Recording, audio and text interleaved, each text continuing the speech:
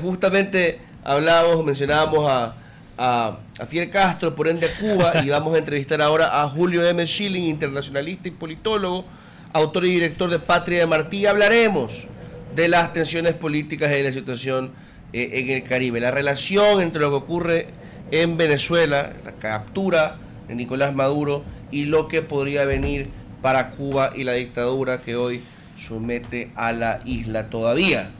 Lo escuchamos, estimado Julio, aquí en la mañana en RTP.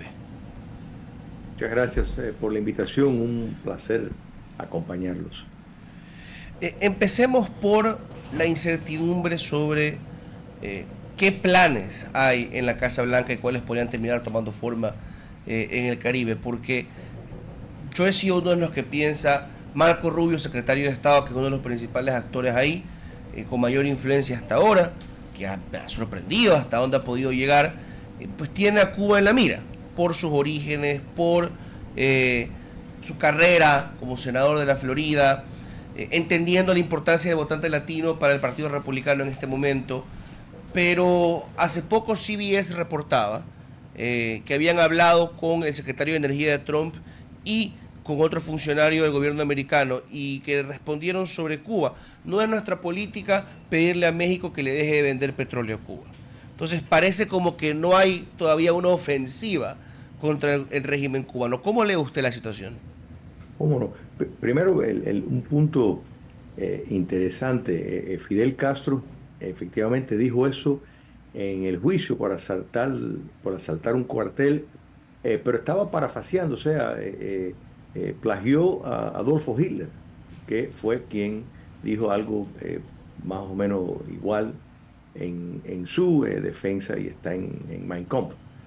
Eh, Volviendo a lo que estamos presenciando en América Latina, los Estados Unidos no ha separado el fenómeno del narcotráfico y el socialismo en América Latina. Venezuela es el inicio de una política que busca reinsertar los Estados Unidos en una ofensiva contra el socialismo en el continente, que a la vez tiene de auspiciador China comunista, Rusia, Irán y Corea del Norte como cuerpo de mano de obra a favor de China. Entonces, es una política mucho más ambiciosa.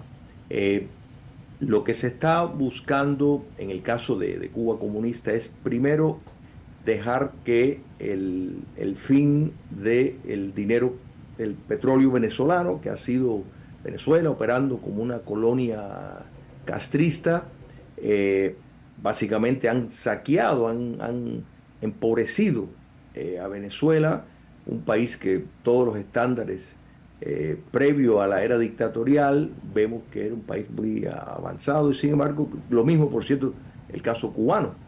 Entonces, la política de los Estados Unidos es buscar cambio de régimen sin tener que tener tropas de ocupación en los lugares que quieren promover los cambios de regímenes. Entonces, en el caso cubano, se está buscando similar al patrón de Venezuela, claro, con diferentes matices. ¿Cuál es ese patrón?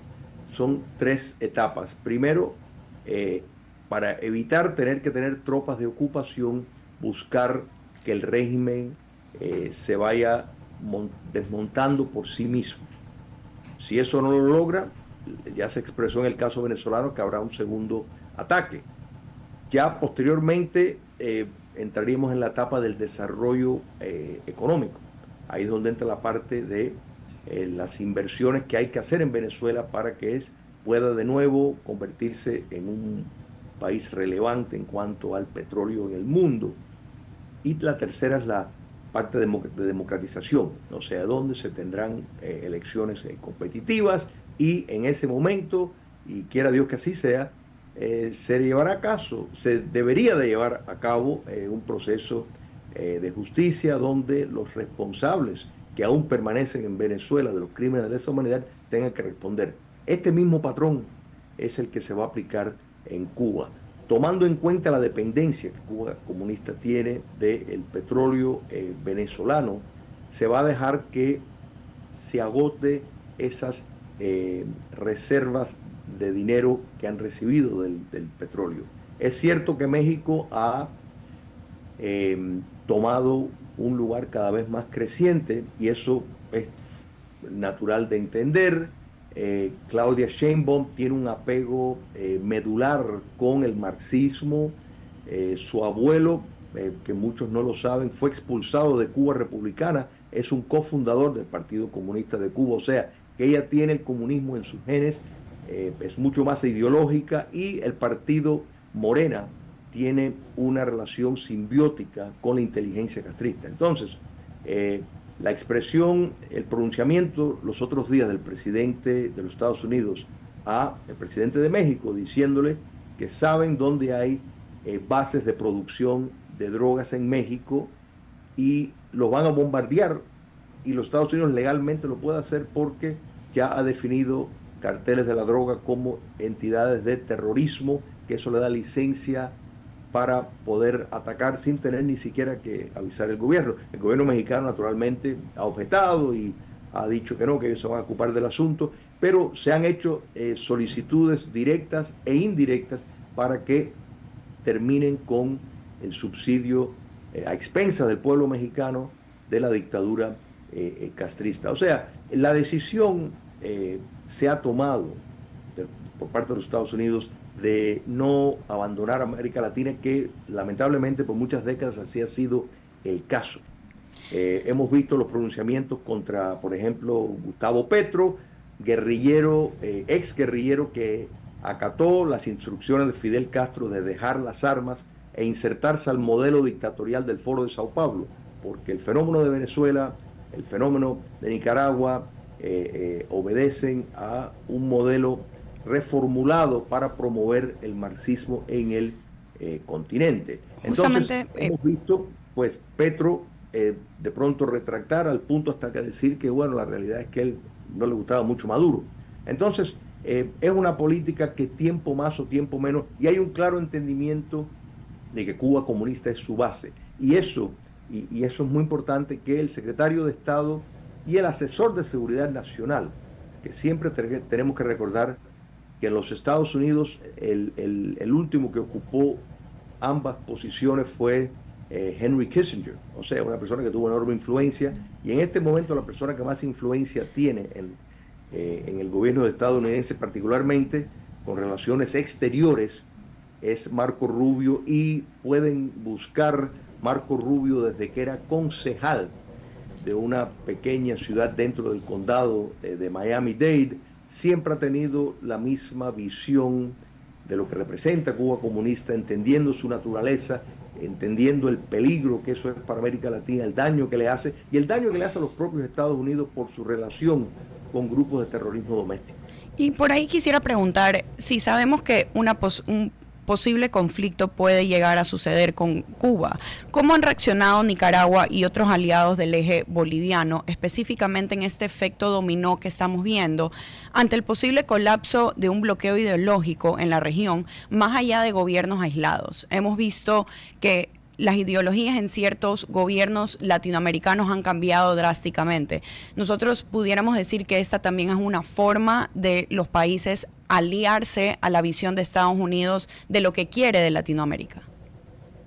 Mira, lo que estamos viendo es que ya no está la Unión Soviética, que era una potencia que tenía un compromiso con promover el comunismo internacional. Ese papel lo asumió Cuba comunista tras la caída del comunismo soviético y fue financiado el proyecto con el petróleo venezolano, en parte por el narcotráfico, que, repito, el narcotráfico en América Latina está íntimamente en fusión con el socialismo continental. Eso no hay duda y eso lo entienden los Estados Unidos. Pero lo que estamos viendo es, por ejemplo, el dictador en Nicaragua tratar de aislarse del modelo, aislarse en la parte de la óptica. En otras palabras, no hemos escuchado ningunos pronunciamientos en defensa del régimen chavista, no hemos visto manifestaciones organizadas desde el poder político en Managua, no lo hemos visto en Bogotá, escasamente los vimos aquí en los Estados Unidos, o sea, grupos típicamente pagados porque hay un prototipo de estos manifestantes pagados que si vas y le preguntas dónde está Venezuela, ni siquiera saben dónde está en el mapa. Entonces, hemos visto un distanciamiento, Lula da Silva, lo propio, alguien que es un cofundador del modelo dictatorial del Foro de Sao Paulo, silencio, un mutismo absoluto, a pesar de, sí, expresiones simbólicas. O sea, nadie va a venir al rescate de el socialismo continental porque muchas cosas pasaron el 3 de enero en Venezuela. Y estas otras cosas no son menos importantes que el hecho de que un dictador narcotraficante fue llevado ante la justicia, donde será tratado en una cárcel mucho mejor de lo que él trató a los venezolanos en las cárceles políticas venezolanas. Pero la presencia china en cuanto al equipo bélico antiaéreo, la presencia rusa en cuanto al equipo bélico antiaéreo, protección al régimen chavista, los drones de Irán, autocatalogados por los ayatolás como los mejores del mundo, quedaron demostrados al mundo que son de segunda categoría. China, una potencia tecnológica, se burló, quedó choteado totalmente porque los Estados Unidos pudieron destruir totalmente su capacidad de disparar ni un chícharo, Bueno, pero porque ahí, los radares quedaron neutralizados. Esto quiere decir, y aquí las lecciones para los chinos, para los rusos de lo que ha ocurrido es bastante sorprendente. Entonces es por eso que no estamos viendo ninguna movilización de la izquierda radical en defensa bajo pretexto de falsas nociones de soberanía. ahí deberíamos igual poner ojo a lo que reporta la prensa norteamericana. Eh, Dicen, por ejemplo, que los mecanismos de defensa antiaérea con los que contaba Venezuela, con los que cuenta todavía, no están operativos por falta de mantenimiento. El sistema Buque, el sistema S-300. Se reportó también en otra ocasión, recuerdo hace unos días antes, pero unos días atrás, unos días antes, que un acuerdo de armamentos, de compra de armamentos con Rusia colapsó ya en el año 2018, es decir, la situación económica de venezolana y venezolana es tan penosa que no han podido operar el armamento y la tecnología con la que cuentan a duras penas. Así que a lo mejor este no sea el campo de pruebas que querían los Estados Unidos contra Rusia y China, pero sí digamos una renovación de lo que conocemos como su capacidad para sacar a regímenes en Latinoamérica, como pasó en Panamá o como pasó en Granada. En Venezuela, los venezolanos no eran los que estaban defendiendo el chavismo. Primero tenías la inteligencia castrista, que es la fuerza imperial que manda o que mandaba en Venezuela. Segundo, había un equipo y un sistema chino de antimisiles.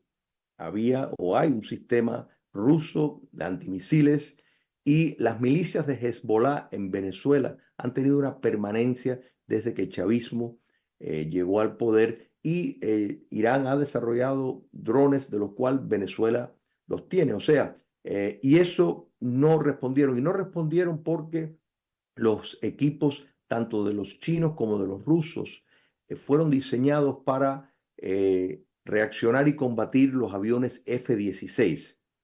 Sin embargo, los Estados Unidos no utilizó aviones F-16 entendiendo eso. Usaron F-35, que es otro avión más nuevo, más costoso, que tiene incluso la capacitación de enviar signos que de todas maneras distorsionan los sensores y el sistema tecnológico de estos armamentos chinos y rusos, de modo de que eran inefectivos porque no sabían a qué dispararle. Entonces, los Estados Unidos también inauguró ya en acción una nueva rama de las Fuerzas Armadas llamando el Comando Espacial. Que el Comando Espacial no busca ir a viajes a la Luna, sino busca precisamente desde el espacio dar apoyo a las Fuerzas Armadas para ofrecer mecanismos altamente tecnologizados que neutraliza e impide comunicaciones entre las fuerzas enemigas, que fue exactamente lo que ocurrió. Entonces, los venezolanos desde hace mucho tiempo han perdido control de su país. Podemos decir que su llegada al poder fue desde el primer momento avalado por fuerzas externas, y por eso nociones de que si los Estados Unidos, como algunos críticos lo escuchamos, que si está sacando el petróleo, no, el petróleo hace mucho tiempo que Venezuela lo perdió y se convirtió en propiedad del socialismo y de otras entidades extranjeras. 9 horas con 2 minutos, estimado Julio, le agradecemos por habernos acompañado esta mañana. Bueno, El tiempo otra vez nos ha ganado y no escucha nuestras plegarias. Ojalá en otra ocasión podamos seguir conversando. cómo no, con gusto. Placer.